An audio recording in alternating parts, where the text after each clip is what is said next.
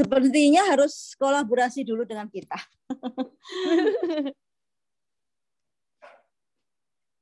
Ini sudah bisa kita mulai, Mas Hendy. Kayaknya yang berminat sudah pada hadir. Saya lihat tuh sudah pada hadir gitu. Ya, monggo Bu. Karena Mas Hendy waktunya mepet. Bismillahirrahmanirrahim. Assalamualaikum warahmatullahi wabarakatuh. Terima kasih Mas Hendy dari ITDRI yang langsung ditodong, langsung mau Bu menghadiri untuk diskusi siang ini meskipun mepet waktunya tapi tidak apa-apa. Dan di sini ada Pak Kemas, Mas Hendy, ini direktur baru kami, direktur PPM. Pak Dr. Kemas Muslim. Di sini ada Ibu Rina, Wakil Rektor 4, Mas Hendy. Dan di sini ada para peneliti kita, di sini ahli-ahlinya, Mas. Jadi banyak di sini yang hadir sekitar 20-an ya. Jadi kalau peneliti sekitar 18 orang, ini adalah punggawa, Mas. Senior-senior. Jadi yang hadir di sini senior-senior, yang berminat untuk ikut serta berpartisipasi dalam riset invitasi gelombang 3. Untuk memulai acara ini dibuka oleh Pak Kemas atau Bu Rina? Silakan Bu Rina. Atau saya saja? Oh ya, monggo sama Monggo Pak Kemas. Ya, Pak Kemas saja. Atau Bu Rina? Ya. Oh ya, saja, silakan ya. Pak Kemas. Monggo. Baik, selamat siang. Assalamualaikum warahmatullahi wabarakatuh. Waalaikumsalam warahmatullahi wabarakatuh. Terima kasih Bu Runik yang sudah mengadakan acara ini, dan juga terima kasih Pak Hadi Krisna ya dari Telkom Korpu sudah bersedia meluangkan waktunya pada siang ini untuk menyampaikan tentang agenda Rispro Invitasi. Jadi agenda ini merupakan agenda yang sangat bergengsi, makanya kami undang Pak Edi ke sini untuk menyampaikan paparan. Yang terhormat Bu Rina, Wakil Rektor Bidang 4, terima kasih juga sudah hadir di sini mengawal kegiatan ini. Mudah-mudahan dengan kehadiran Bu Rina di sini juga menyemangati kita semua yang sudah hadir di sini untuk sungguh-sungguh menyiapkan proposal kita, karena proposal ini kompetitif atau kompetitif kuadrat ya. Pertama, kompetitif di level perguruan tinggi, hanya satu proposal dari Telkom yang akan kita ajukan setelah dilakukan seleksi internal. Kemudian nanti di antara 6 perguruan tinggi yang diundang akan dipilih satu proposal. Gitu yang saya pahami. Nanti kalau ada informasi lebih lanjut atau lebih detail akan disampaikan barangkali oleh Pak Hadi atau Bu Runi. Nah, oleh karena itu kita harus dengan baik mempersiapkan proposal ini. Makanya cepat-cepat kita undang Pak Hadi untuk bisa menyampaikan, sekali lagi memaparkan, walaupun sudah sebelumnya ya, jadi terima kasih, ini jadi yang kedua kalinya kembali memaparkan, dan mudah-mudahan nanti bisa kita elaborasi lebih lanjut prosesnya seperti apa. Oh ya, juga mohon maaf saya menggunakan menggunakan HP karena laptop saya dipakai sedang planning pekerti sebetulnya, dan wajib on cam juga. Dan saya lihat ada nama Pak Fafian juga, bukannya Pak Fafian juga sedang training juga ya, kalau tidak salah. Ya. Kemudian juga terima kasih yang sudah hadir, ada Bu Ari sebagai ujung tombak kami untuk penelitian di bidang secure QR code. Terima kasih Bu Ari. Dan sepertinya ada rekan-rekan juga di bidang cyber security, ada Bu Nikan ya hadir. Dan lain-lain ya, mohon maaf saya tidak bisa menyebutkan satu persatu karena agak susah lihat nama-namanya di HP. Dan mohon maaf nanti untuk kedepannya saya tidak akan on cam, tapi saya berusaha mengikuti kedua acara ini secara paralel. Kalau ada hal-hal yang memang penting ya silakan dipanggil saja. Begitu. Jadi mudah-mudahan pertemuan siang ini dalam suasana yang sangat cerah, dan juga hari Jumat yang diberkahi, mudah-mudahan menjadi isyarat keberkahan juga bagi kita bahwa proposal yang akan kita susun nanti dari Telkom University merupakan proposal yang terbaik, memberikan manfaat khususnya bagi Telkom University maupun bagi penelitian Indonesia. Sekian, Assalamualaikum warahmatullahi wabarakatuh. Waalaikumsalam warahmatullahi wabarakatuh. Terima kasih Pak Kemas yang sudah memberikan arahan dan pembukaan acara diskusi ringan ini gitu.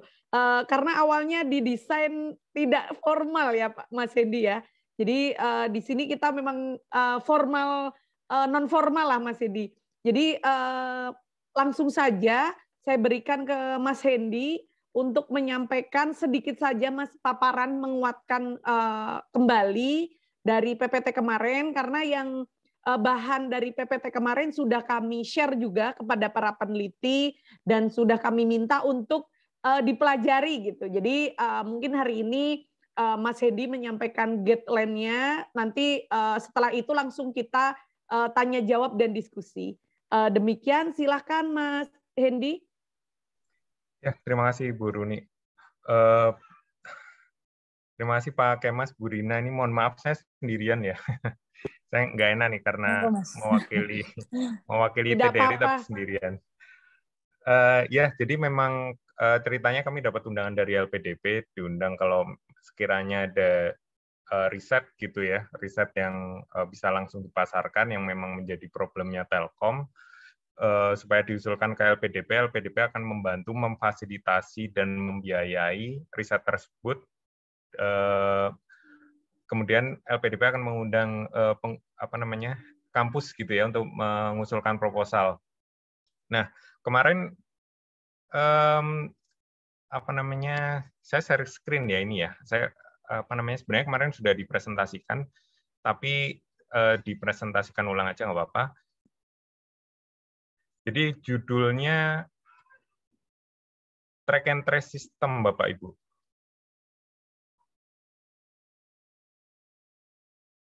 Ini mohon maaf kalau nanti waktunya ternyata tidak cukup atau mepet, mungkin kita bisa setting pertemuan lanjutan gitu ya, karena memang diperbolehkan sama LPDP. Jadi selama dalam penyusunan proposal, kalau memang ada pertanyaan dari calon pengusul dipersilahkan.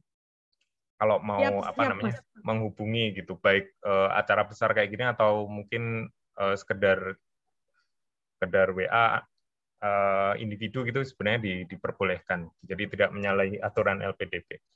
Nah, kemarin judul yang kita ajukan adalah Track and Trace System. Jadi ceritanya itu Telkom didekati beberapa BUMN gitu ya. Antara lain PIHC dan Bio Farma.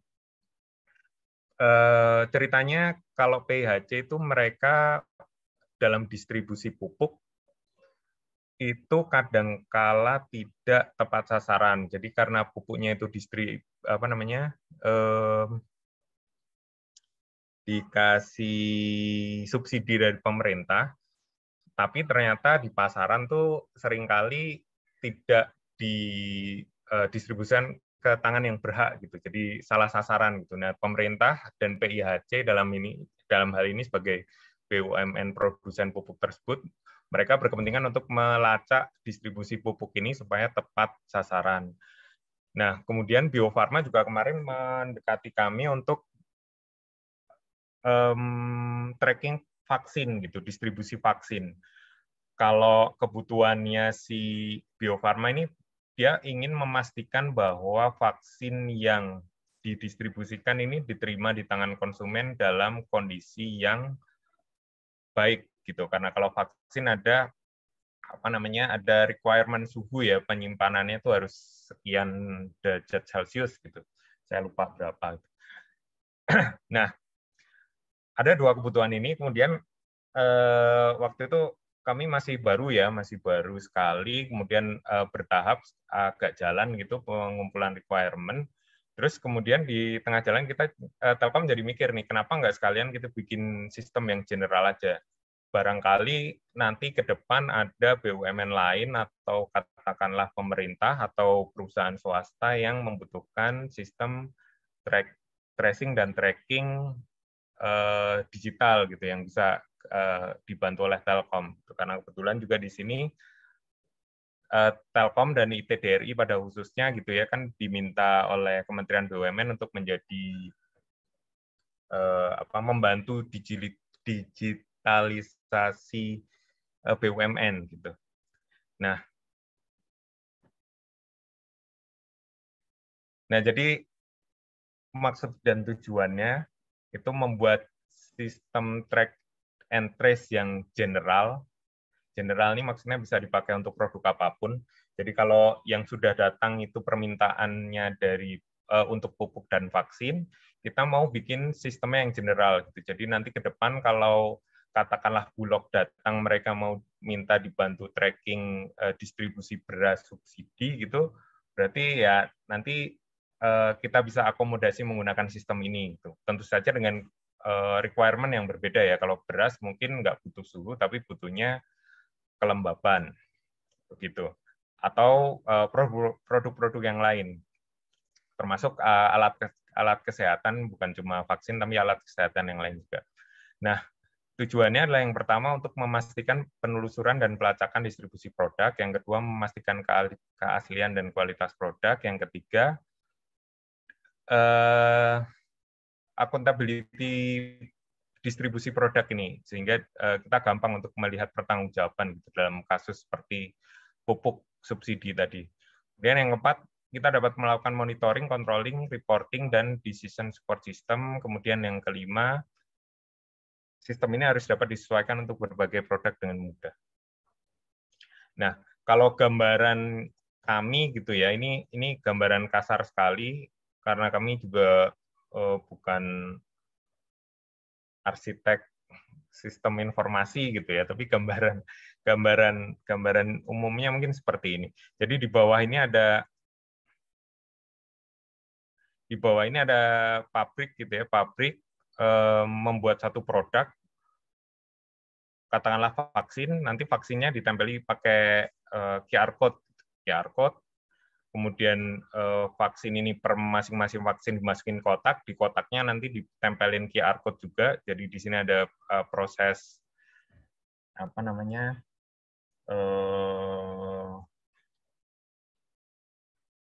ya, lupa. Nanti di belakang ada, saya lupa.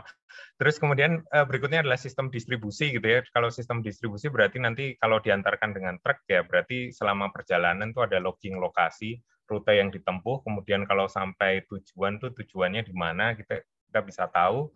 Kemudian selama perjalanan juga kalau untuk produk-produk seperti vaksin juga kita bisa melihat suhunya berapa sih waktu dianterin gitu. Jangan sampai melebihi dari batas yang sudah ditentukan. Kemudian setelah sampai di titik di pasar gitu ya, kalau dalam hal bukan di pasar, di konsumen juga harus dapat menggunakan si QR code ini untuk memastikan keaslian dan kualitas produk, bahwa produk ini benar diproduksi oleh pabrik atau perusahaan tadi ya yang memproduksi dan kualitasnya baik gitu. Dan kualitas ini kalau dalam hal vaksin berarti selama dalam proses produksi sampai distribusi di tangan customer nih suhunya berarti memenuhi syarat.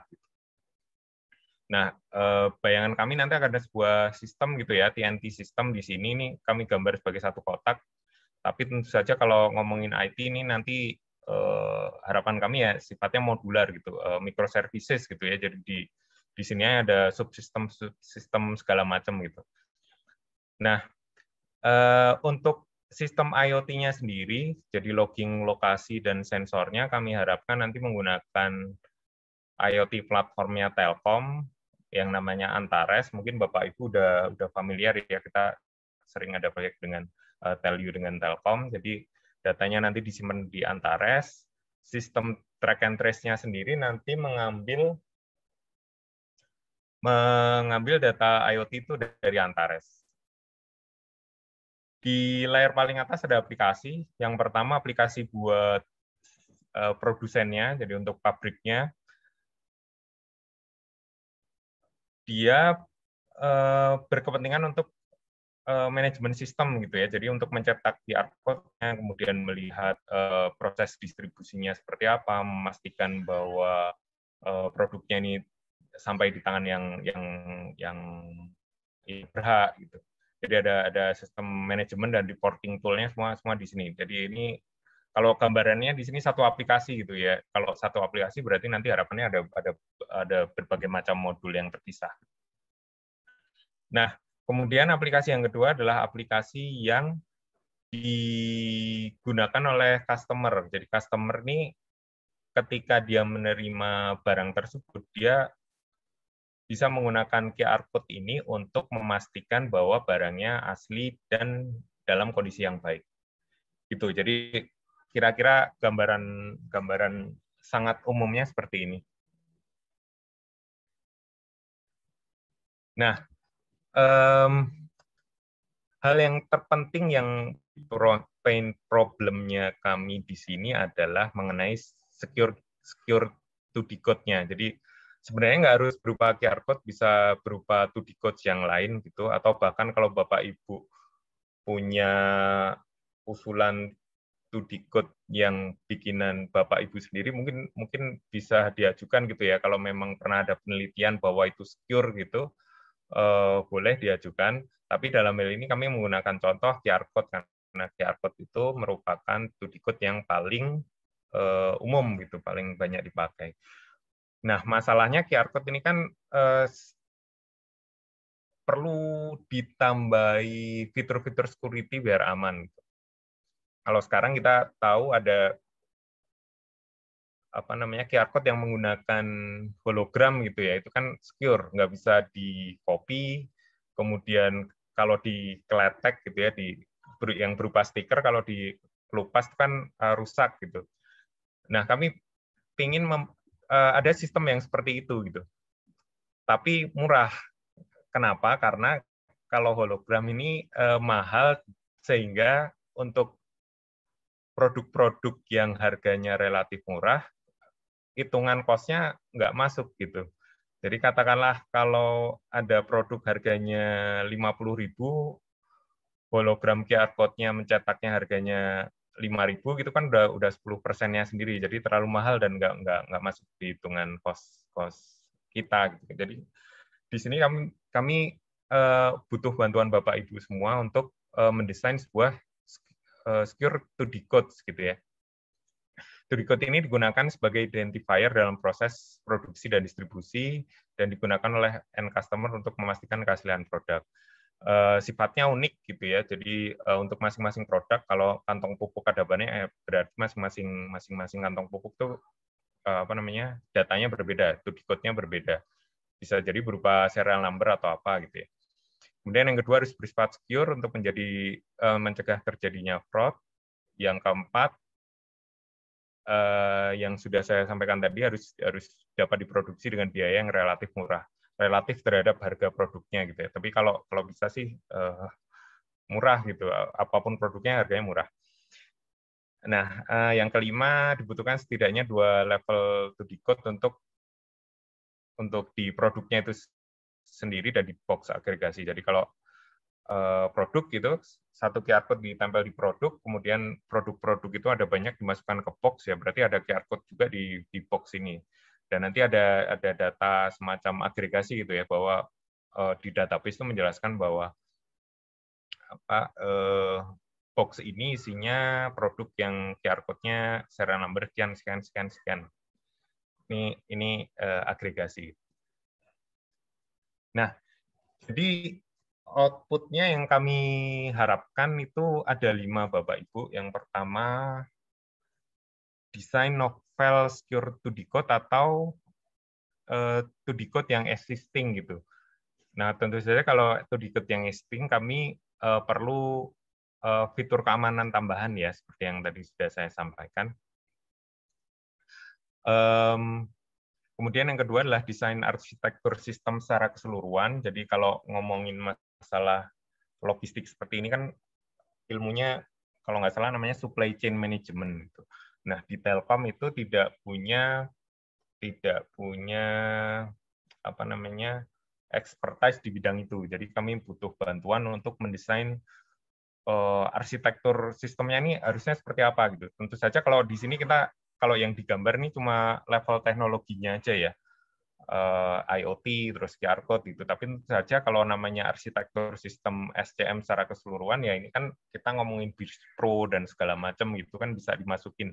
Jadi kalau security to the codes mungkin tidak melulu kita ngomongin masalah teknologinya, tapi di situ juga ada Pro yang bisa digunakan untuk mengamankan sistem itu caranya gimana. Kemudian yang ketiga adalah aplikasi administrasi untuk si produsen tadi. Yang keempat, aplikasi mobile yang dipakai customer. Yang kelima, prototype sistem IoT-nya. Jadi ketika dalam pengiriman, barang ini harus ada logging lokasi dan data sensor. Nah, ini penjelasan untuk masing-masing item tersebut. Yang pertama, output pertama security to decode tadi ya, jadi bersifat secure, tidak dapat diduplikasi, dipalsukan, dipindahkan dan diganti. Harus bersifat unik untuk setiap produk, dapat di-scan dengan mudah, panjang data minimal 64 karakter alfanumerik. Kemudian yang kelima, dapat dicetak dan dilekatkan pada produk dengan biaya yang relatif murah. Ini sebagai tambahan saja Bapak Ibu. Selain hologram tadi, sebenarnya kami juga agak ngelirik ke ada solusi namanya, kalau di teknologi printer tuh ada namanya mesin identification code. Gitu ya. Kami melihat itu sebagai salah satu potensial untuk menjadi solusi di sini. Gitu. Tapi tentu saja harus dilihat lebih lanjut lagi. Jadi kalau printer tuh katanya ada titik-titik warna kuning gitu ya, yang kalau dilihat pakai mata telanjang tuh agak susah gitu. Tapi kalau pakai mesin atau pakai ultraviolet gitu katanya kelihatan. Setiap printer ada titik-titik itu, ada watermark-nya itu yang digunakan untuk mencegah pemalsuan uang katanya. Jadi kalau uang dicetak pakai printer tuh jadi ketahuan ini nyetaknya tuh pakai printer apa, serial number printernya apa bisa ketahuan. Nah, salah satu yang kami kemarin mikir-mikir untuk jadi solusi itu. Jadi mungkin nanti kalau Bapak Ibu nyari-nyari mungkin nanti bisa ke situ juga namanya mesin identification code. Atau kalau di ilmu security ada namanya steganografi kalau nggak salah. Bisa nanti dicek sekalian. Jadi itu salah satunya. Kemudian ya itu kira-kira itu ya. Kami sih tidak mau membatasi kreativitas dari tim pengusul gitu ya. Silakan diusulkan asal requirement yang satu ABC ini bisa terpenuhi. Nah, kemudian output yang kedua ini tadi desain arsitektur sistem harus secure, fraud-proof, modular, integrated, dapat disesuaikan untuk berbagai produk dengan mudah, mengikuti bisnis proses best practice SCM. Ini mungkin saya kurang tahu, mungkin ilmunya ini ya, manajemen atau teknik industri mungkin ya. Yang jelas kalau di kami ini nggak ada expertise di bidang ini, jadi kami sangat memerlukan bantuan di sini. Nah, kemudian yang ketiga adalah aplikasi administrasi. Ini mungkin nanti bisa dibaca sendiri. Standar lah, pokoknya seperti itu. Standar kalau kita mendesain sistem, karena kita kalau sistem informasi biasalah harus API menggunakan microservice, nanti dideploy-nya di tempat Telkom, ditulis dengan standar yang secure dan dengan dokumentasi yang baik. Harus bersifat modular, karena ini akan dikembangkan oleh Telkom ke depan ya, jadi nggak cuma selesai proyek ini terus selesai untuk cuma satu proyek aja, tapi harapan kami bisa ke depan. Jadi penting sekali bahwa aplikasi ditulis dengan dokumentasi dan standar yang bagus. Nah, kemudian ini ya mungkin nanti kalau ada pertanyaan bisa ditanyain ke belakang di diskusinya. Kemudian yang keempat adalah mobile app. Ini untuk yang si pelanggan, jadi sama harus microservices, deploy di cloud-nya Telkom, ditulis dengan standar yang baik. aplikasi ini digunakan untuk query keaslian dan kualitas produk. Dan kita butuhnya hanya untuk Android saja, jadi nggak perlu yang Apple. Yang kelima, prototype IoT system tadi. Jadi untuk mensimulasikan distribusi ya kita perlu apa namanya simulasi di situ. Jadi untuk POC kita memakai sensor suhu dan GPS. Dan ada geofencing nanti kalau memang geofencing ya, jadi mensimulasikan bahwa produk ini sampai ke tangan yang berhak. Ini estimasi pendanaan risetnya, pelaksananya selama 1 tahun. Kontak bisa ke saya atau ke Pak Guntoro. Nah, ini bahasa pemrograman yang kami harapkan dipakai gitu. Jadi kalau untuk aplikasi nanti front end-nya pakai front end, back end, database, web server, operating system, nanti semua yang ada di sini. Kalau Bapak Ibu tentu saja kalau yang dari IT udah familiar ya. Begitu Bapak Ibu. Sebagai tambahan ya, ini kemarin kan sebenarnya yang kami harapkan itu 5 output ini semuanya gitu. Karena waktunya juga cukup lama selama 5 tahun. Tapi kemarin sewaktu diskusi dengan calon pengusul gitu, Pak Enrico menyampaikan sebenarnya ya ini 1 sampai 5 ini sebenarnya sudah kami urutkan berdasarkan pain problem yang kami hadapi. Jadi yang paling butuh solusi itu yang pertama. Semakin ke bawah tuh sebenarnya urgensinya sebenarnya nggak terlalu penting.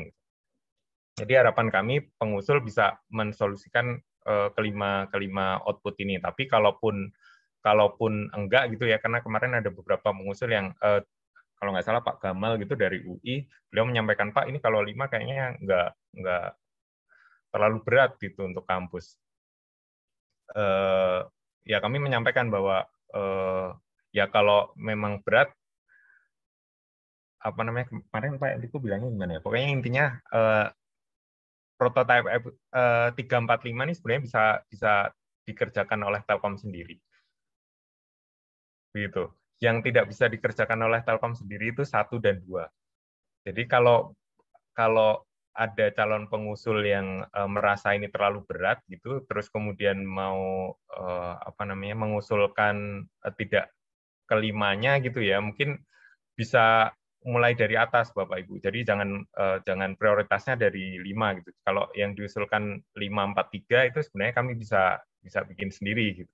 Yang kami butuh tuh justru dari atas. Kalau bisa, kalau memang resource-nya terbatas gitu ya, kami cuma bisa mengejar 3 ini dari 5. Ya, mohon yang dikejar itu yang dari atas 1 2 3 gitu. Kira-kira begitu Bapak Ibu sebagai tambahan. Tapi tentu saja harapannya ya semuanya gitu ya. Tapi kembali lagi yang paling berat di kami itu 1 2 karena kami nggak punya resource dan expertise yang untuk hal tersebut. Begitu kira-kira Bapak Ibu.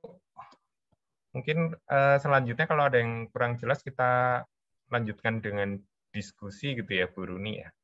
Ya, siap. Terima kasih Mas Hendy. Paparannya singkat tapi lebih jelas ya Pak. Jadi lebih berarti gini, inilah yang dibimbangkan para peneliti Mas kemarin. Waduh, harus 5 ya gitu. Jadi tadi sudah disampaikan, ternyata di sini sudah diurutkan dari yang terpenting banget gitu ya. Sampai ya penting tapi tidak penting banget gitu. Silakan Bapak Ibu yang ingin bertanya, diberi waktu Bapak Ibu. Mangga silakan. Ada yang mau bertanya?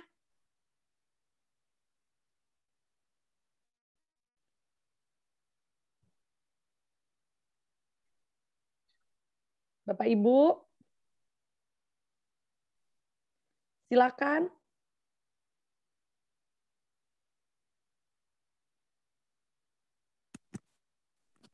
Monggo. Assalamualaikum. Ini sudah Bu kita. Runi. Nah, Mungkin saya nih ingin, Bu Ari nih, punggawanya yang nomor 1 ini, Mas Edi. Oh, ya. Silakan Bu Ari. Enggak juga kok. Ini saya ingin tanya gini, apa namanya? Tadi kan dibahas tentang apa namanya? Steganografi ya. Jadi kita makainya kan di situ printer ya, pakai printer ID ya. Pakai apa namanya? Itu yang diusulkan.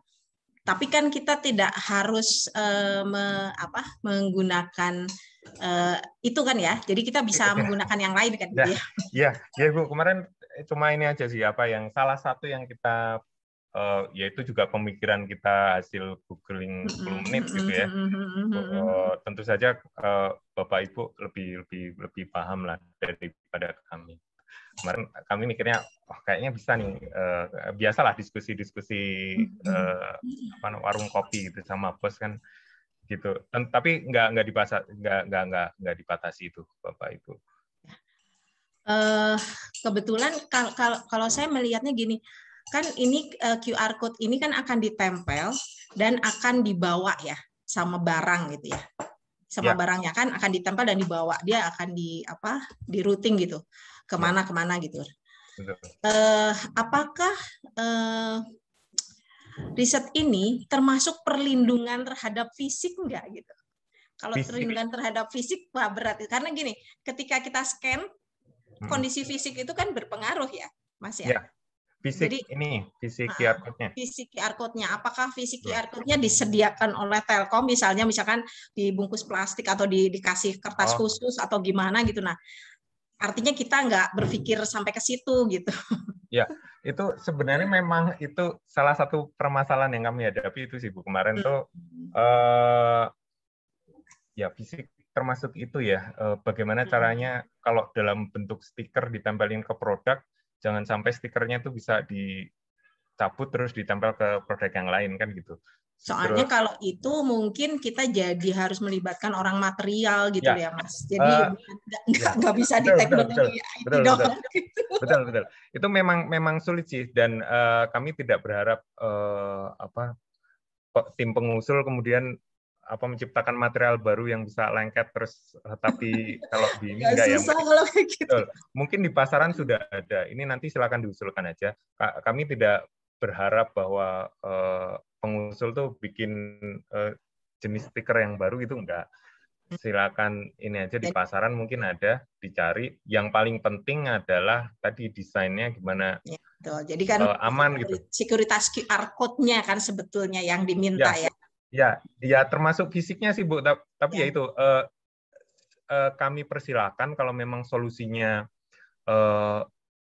Pak ini ada alat dijual di mana gitu, ini bisa nih kami pakai ini, kami gabungkan dengan solusi kami jadi bagus ini. Itu kami persilakan yang seperti itu. Jadi barang jadi kita beli gitu mungkin bisa ya? Iya, boleh. Barang jadi gitu ya, kita beli. Boleh Bu. Tentu saja ini ya kan ada solusi tambahan dari tim peneliti ya, jadi bukan sekedar ya seperti yang saya sampaikan tadi sebenarnya udah ada pakai hologram itu ada Ibu. Pakai kalau hologram ininya sih kita mahal. Ini jadi kalau QR code securing QR code-nya oke, kita udah ada ya. Nah, udah ada. Insya Allah udah ada. Tapi juga untuk tracing juga insya Allah ya mudah-mudahan kita bisa lakukan gitu. Tapi yang kita bayangkan adalah itu semua akan menjadi tidak bermanfaat ketika rusak gitu ya. Jadi kalau damage kan artinya si QR code itu menjadi nggak berarti gitu loh.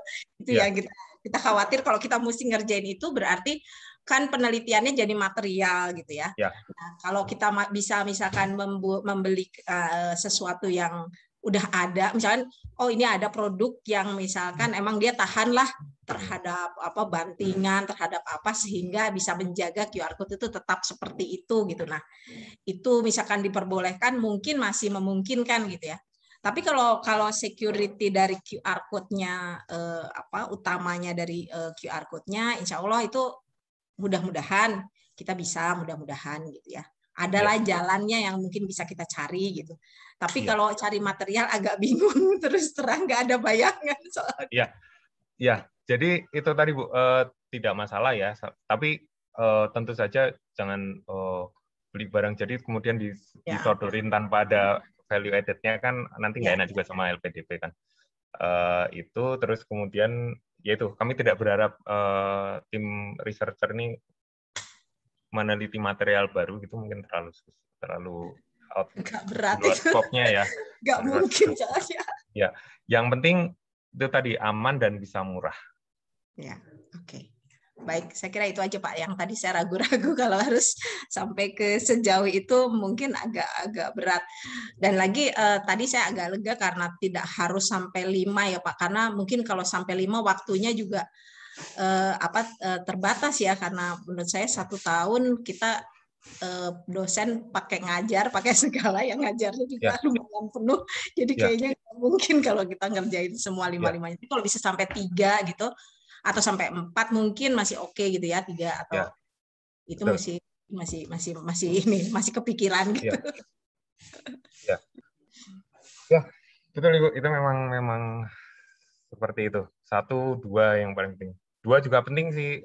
Ya, betul. Ya, kan penting ya. Betul. Kan gini ya, sekarang untuk hal ini kan mungkin saingannya Telkom nanti logistik kayak JNT gitu katakanlah. Mungkin di mereka tuh banyak ahli ini supply chain-nya, sementara di kami kan nggak ada gitu. Jadi ya itu perlu, saya nggak tahu apakah di Telyu ada, seharusnya di teknik industri mungkin ada ya yang seperti itu ya. Kalau ada, kalaupun tidak ada kan mungkin bisa nanti di proposalnya itu bahwa perlu ada ini ya semacam penasihat gitu ya. Betul. Atau konsultan gitu ya, konseling ya. dengan siapa gitu, nanti silakan dimasukkan aja. Ya. Nah, kalau seandainya misalkan seperti itu, kita kemudian join dengan, misalkan ya, konsultannya itu misalkan join dengan universitas lain gitu, apa dimungkinkan ya? Itu yang memutuskan bukan kami, itu LPDP, tapi kemarin sih sewaktu mungkin Bu Runi juga kemarin hadir ya, disampaikan bahwa itu sebenarnya boleh, cuma lead-nya nanti dari Telyu. Tetap Telyu. Ya, betul. Oke, baik, terima kasih. Boleh Bu, hanya nanti istilahnya tetap Telyu, kalau nanti umpama dari luar itu hanya sesekali kan Bu, jadi nanti dimasukkan di FGD aja Bu. Oh gitu. Ya, dimasukkan ke FGD aja, jadi nanti kami bantu ya, nanti yang lolos di internal nanti akan kami bantu untuk RAB khususnya gitu, apa-apa saja selain barang yang nanti bisa diusulkan gitu Ibu. Baik, makasih Mbak Runik, makasih Mas Edi. Sami-sami Bu. Assalamualaikum Bu Runik. Ada pertanyaan lain? Bu Runik boleh bertanya? Oh monggo Pak Raden. Pak Raden Rohmat silakan. Oke, Assalamualaikum warahmatullahi wabarakatuh.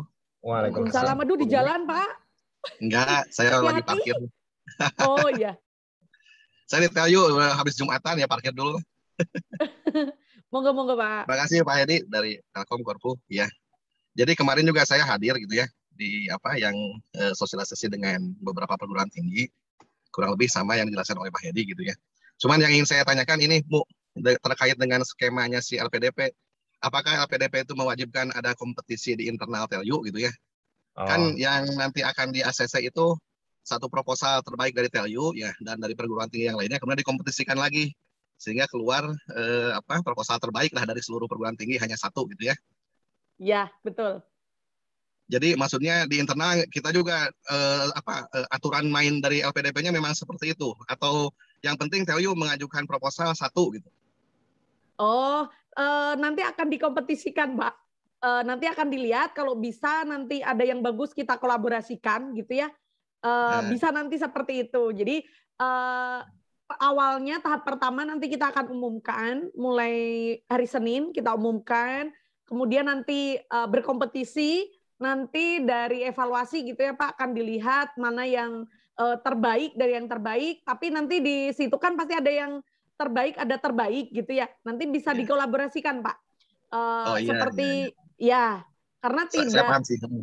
Ya, itu biar oke ini lah, apa ya, itu oke. dari mana-mana gitu Pak, dari berbagai macam ilmu. Betul.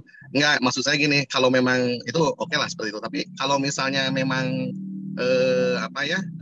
memang hanya satu proposal dari Telyu dan memang perlu orang-orang yang expert benar kan ya harusnya. Betul. Nah, saya sih berpikir justru PPM pasti sudah punya peta lah dari kakak yang ada di PPM. 39 itu expert, kayak tadi misalnya expert-expertnya untuk misalnya timnya Bu Ari misalnya gitu ya. Betul. Nah, yang maksud saya di SCM mungkin ada di sini nanti ada siapa ya? Ada di kakak FLI adalah gitu ya dari mungkin. Nah, maksud gitu, saya Pak. justru ini coba aja memang dari Telyu dipetakan oleh PPM misalnya, kemudian tim-tim terbaiknya dikumpulkan, bikin aja satu proposal terbaik gitu. Maksud saya gitu. Maksud saya gitu. Siapa? Jadi artinya, kemarin juga ada beberapa usulan Pak Raden. Jadi ada yang ke saya tuh ke 5 gitu. Kalau awalnya saya seperti itu, sepemahaman saya dengan Bapak gitu ya. Tapi ada beberapa usulan itu maunya nggak gitu. Jadi maunya tetap berkompetisi dulu lah gitu. Terus, soalnya kan halnya gini, coba gitu. Ada yang terbaik gitu ya, itulah yang diusulkan. Padahal ada satu expert yang memang proposalnya nggak dipilih gitu ya, dan dia akhirnya nggak ikut gitu. Ya maksudnya mungkin kita dibatasi juga personalnya. Kita jadi tengah-tengah Pak. Jadi gini, nanti ada yang terbaik ya Pak ya, kita ambil. Tapi nanti ada kelompok B, ternyata dia baik di sisi output yang kedua gitu ya. Atau yang ketiga kita ambil gitu Pak. Jadi di akhir tetap di tangan LPPM Pak. Jadi terakhir di PPPM yang menentukan. Tapi nanti di sini akan kita buka bebas Bapak Ibu untuk mengusulkan ahli di bidang WP berapa, 1, 2, 3 boleh. Umpama saya di bidang 2 sama 4 boleh gitu. Jadi nanti disitulah. Soalnya ini Bu Nunik, soalnya di kakak saya aja gitu ya, terkait dengan SCM ya, supply chain, karena memang di kakak saya kebetulan ada prodi logistik di sana. Betul. Jadi ada prodi TI, ada 2 prodi di bawah kakak saya yang memang terkait dengan SCM, ada prodi TI dan prodi logistik. Betul. Nah, pas saya lihat kemarin perkembangannya aja hari ini.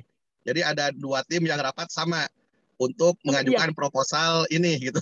Dan saya tahu sebenarnya dari dua orang itu kemungkinan yang paling paham banget dengan SCM si Bu ini, tapi ada Bu lain yang juga misalnya ikut di grup yang lain gitu ya. Ya padahal bisa dikolaborasikan, udah gabung aja dua-duanya gitu, bikin proposal terbaik, maksud saya kayak gitu. Oh iya. Siap Pak. Siap Pak, terima kasih Pak Rahmat. Terima kasih Bu Nunik. Nuhun. Sami-sami. Assalamualaikum. Terima kasih banyak. Ya, kita tampu Pak, nanti kita pikirkan. Di akhir nanti. Siap, terima kasih. Mangga Bu. Mangga Pak, hati-hati. Ada yang lain, Bapak Ibu? Yang mau berdiskusi? Ada yang mau bertanya? Pak Fasmah? Sudah on cam? Boleh Bu Nunik, terima kasih. Iya, selamat siang Pak Hedi. Jadi ini nyambung yang disampaikan Bu Ari, Pak Hedi. Apakah memang ada requirement gitu bahwa 2D code-nya itu harus dicetak secara unik lewat sistem, kemudian ditempel gitu dalam bentuk stiker gitu ya?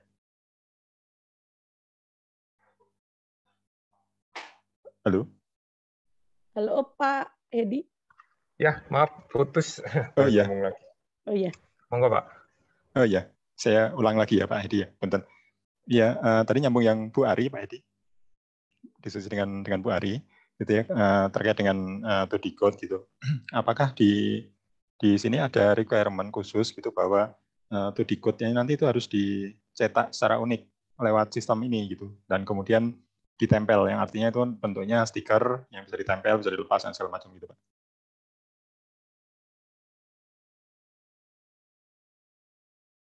Halo. Sepertinya putus ya, Pak Hedi? Iya, kayaknya putus. Bentar. Freezing. Iya, Bu. Jaringan. Wah, padahal Telkom ya? Kalau Telkom gitu gimana anak-anaknya? saya nggak ikut-ikut. Pak, maaf Pak. Makanya terputus stabil. Putus sih. Pak Hendy, ini dari Pak Fasma menanyakan tadi lanjutan dari Bu Ari. Apakah barcode ini harus nanti jadi print gitu ya Pak Fasma ya? Ya Pak Edi, jadi apakah ada requirement khusus gitu bahwa studi code-nya itu bentuknya harus stiker gitu ya Pak? Maksudnya yang bisa ditempel? Iya. Jadi memang produknya kan ada banyak ya Pak. Kalau di karung pupuk mungkin nggak bisa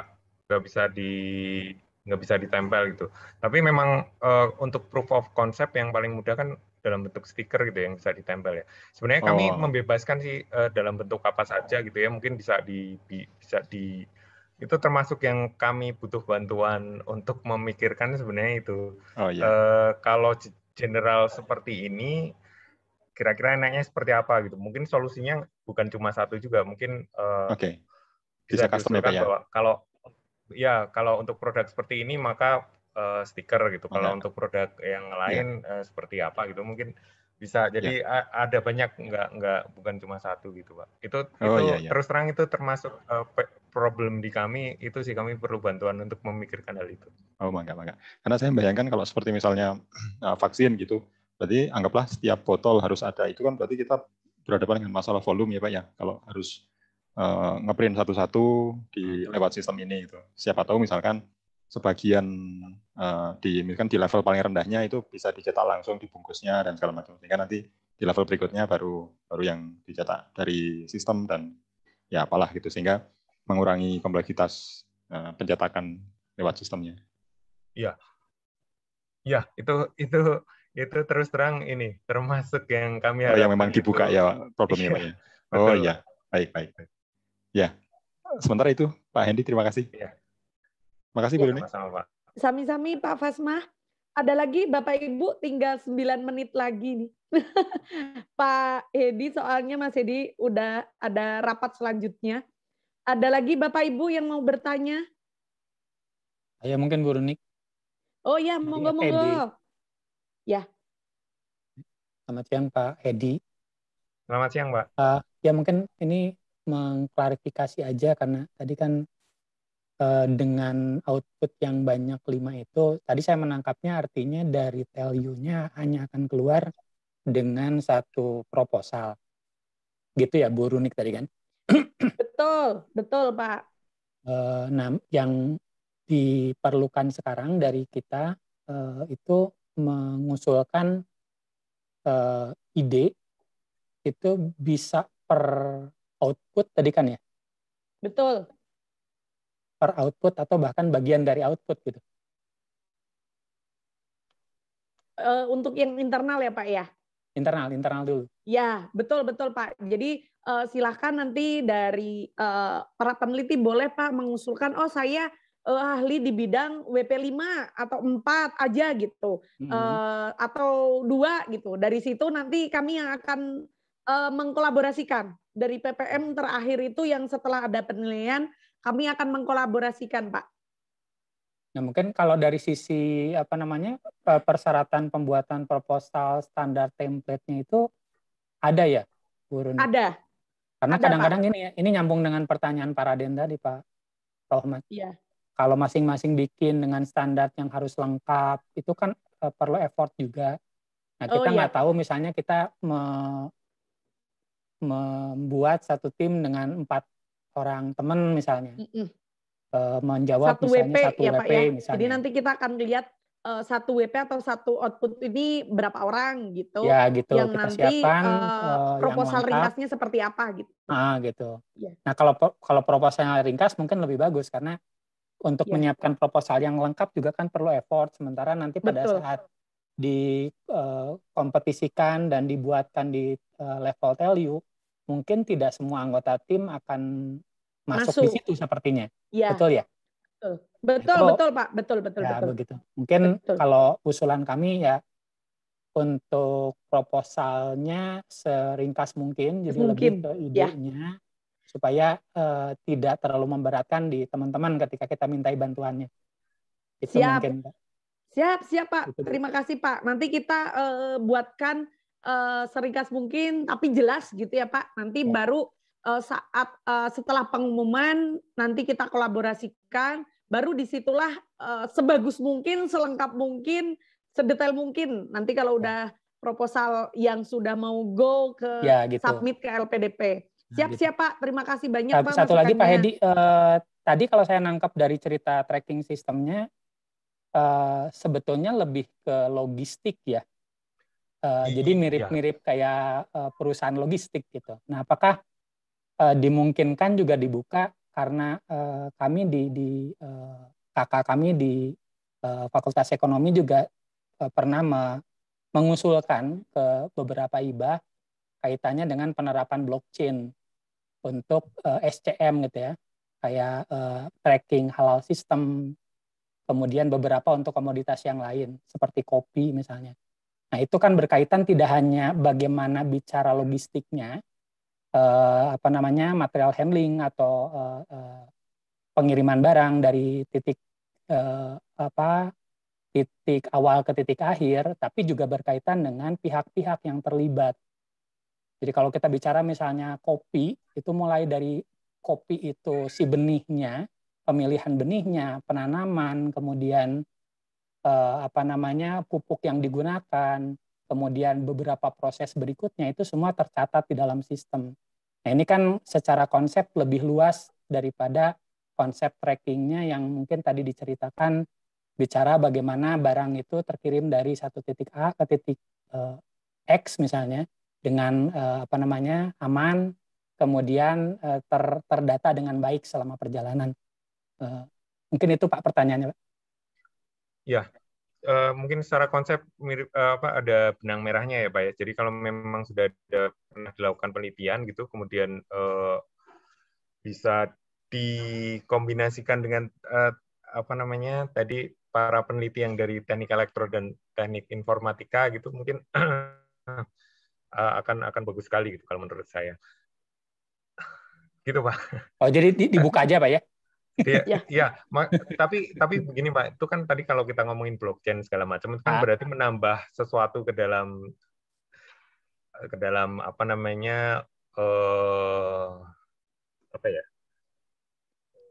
output Pak. Jadi standar outputnya lebih inovatif gitu ya. Betul. Saya kurang tahu sih, saya juga baru pertama ini, mungkin Bapak Ibu lebih tahu ya, karena kan ada tim peneliti tuh, nanti ada tim peneliti, tim penilai kan, evaluator ada dari LPDP, mungkin nanti ada satu orang dari Telkom. Saya nggak tahu apakah added value-nya dalam hal blockchain ini apakah akan menambah value nilai penilaian atau justru nggak dianggap gitu, saya kurang tahu. Atau malah membebani. Atau malah dianggap membebani karena mengurangi porsi yang lain, saya kurang tahu. Jadi saya mohon maaf saya nggak bisa menjawab gitu. Kalau kita penelitian dua pihak gitu ya, antara Telkom dengan Telyu, tentu saja kalau saya sih mau-mau aja gitu, ditambahin kan seneng. Tapi ya itu tadi kembali yang menilai ini bukan cuma Telkom tapi ada LPDP juga. Ya. Oke, Pak. Ya, terima kasih. Ya, terima kasih Pak Heri. Terima kasih Mas Hedi. Terakhir ada satu lagi yang mau bertanya. Cukup Bapak Ibu, waktu sudah menunjukkan 13.58.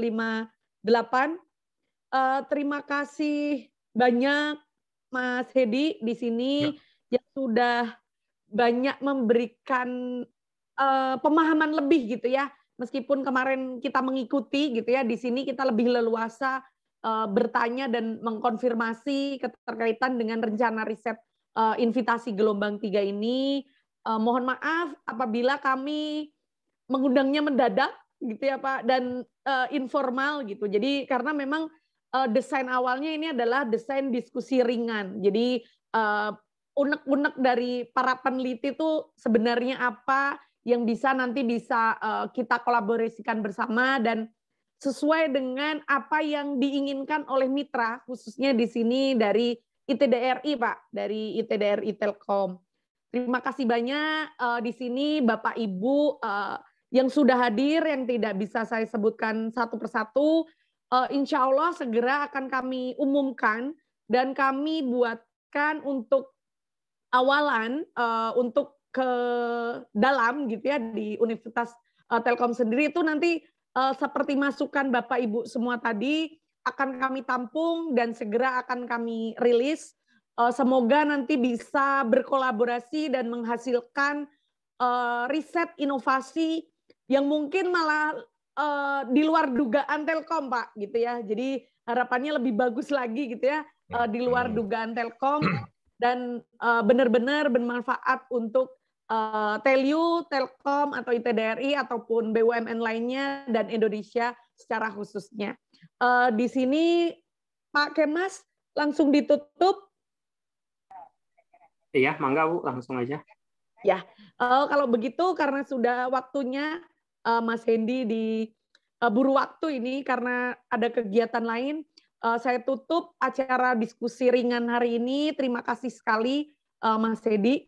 Wabillahi taufiq walhidayah. Wassalamualaikum warahmatullahi wabarakatuh. Waalaikumsalam warahmatullahi wabarakatuh. Terima kasih Mas Hendy. Terima kasih Bapak Ibu. Ya.